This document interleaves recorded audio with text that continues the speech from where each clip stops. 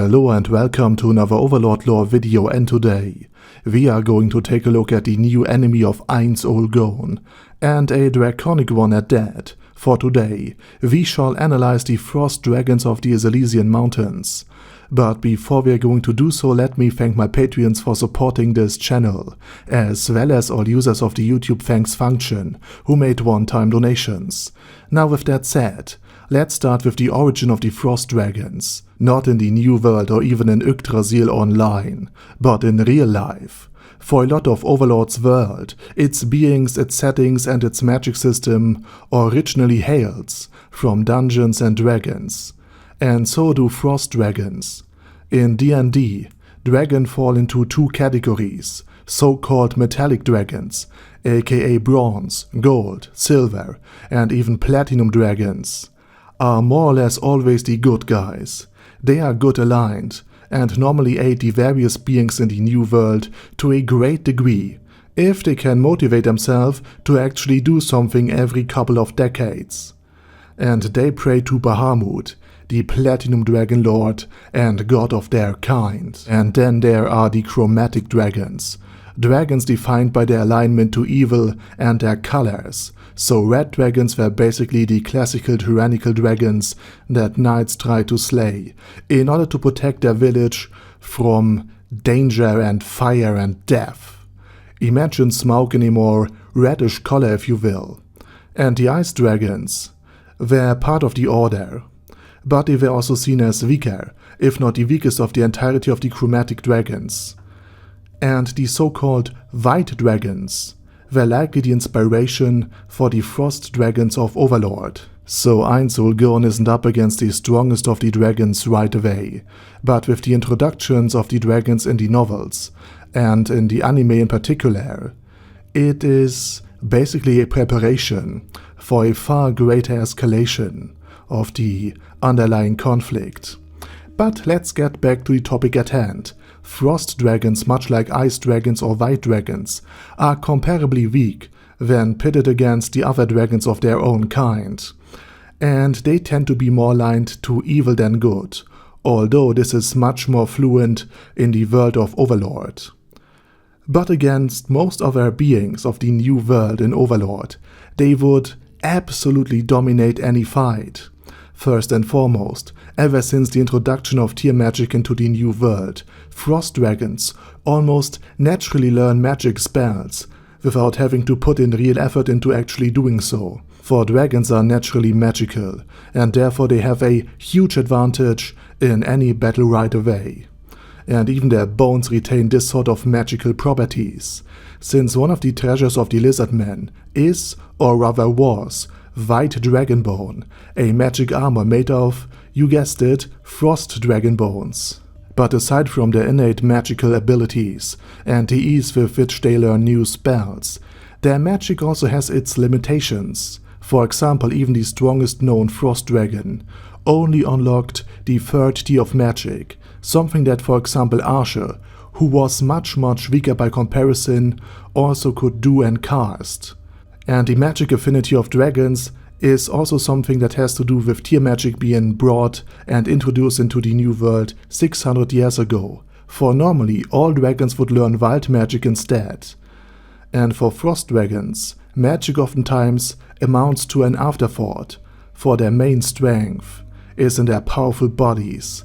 They are extremely huge, packed with muscles, claws, teeth, and they have the ability to fly. And frost dragons, due to their leaner, more snake-like bodies, are also far quicker than normal dragons. At least most of them. And they can fight and fit themselves through the comparably small caves and tunnels of the Elysian Mountains. Again, small at least to them. But aside from all of this, their main weapon is their breath attack.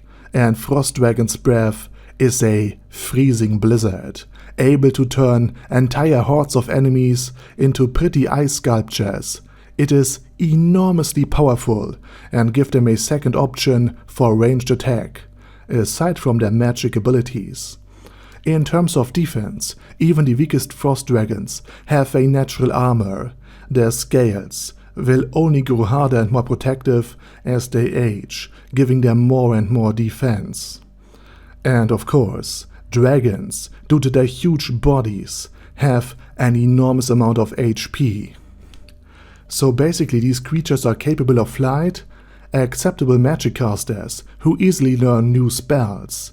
They have high HP because of their huge bodies, natural armor, enormous strength, and can crush enemies with their legs, slice them open with their claws, crack their skulls with their teeth, lash out with their tails, or freeze them to the bone with their breath attacks. But even so, frost dragons, even in these Elysian mountains, are not without enemies, because the ice giants are just as cold resistant than the frost dragons, and therefore their breath weapons can't really do any damage to them. And since the ice giants can also keep up or even surpass the frost dragons in terms of physical prowess, they pose an existential threat to the entire species. So just like the dwarves and the Quagoa are natural enemies, the frost dragons and ice giants are also fighting against another for their very survival. And lastly, even frost dragons can be defeated by normal spawning enemies. A single frost dragon, for example, could be taken down by another frost dragon, or by an adamantite ranked adventurer team. Additionally, the natural cold resistant undead pose an extreme danger to any single frost dragon, especially if the undead are physical, very resilient, for example like the Death Knight, or are able to cast Fireball, like natural spawning liches, for example like Devanok.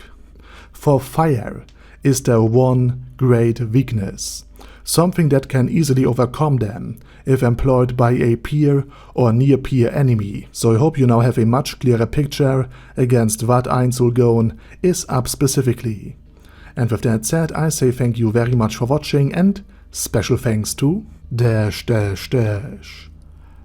Guy Ye, Bad Burrito 316, Bize, Ben C, Brandon D, Chrissy, Crowley 0221, Sia, Dead Slime, Death is Mercy, Deathless Dragonlord, Demon Xenomorph 1987, Devin Downen, Ding Dong, Duckwagon, Dystopia, Dystopia II, Enigmatic Unicorn, Phil Ralshivan, Guy with That Head, Hector Marino, Hoss, Huster, Jacob G, Jana B, Jason, J. Morris, Chromius, Legendarius, Lelouch Britannia with a Mustache, Lexus Fox, Lord Nishikian Rai, Lord Touch Me, Merovec, Mr. Shoes, Mr. Tweaker,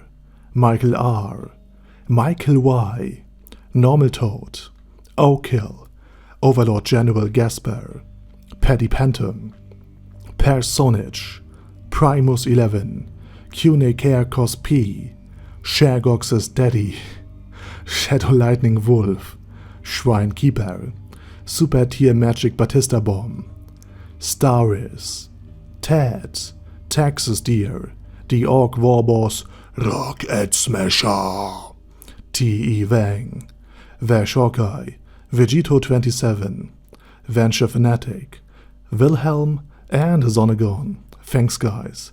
Anyway, have a nice day, and I hope to see you all again soon on my next video.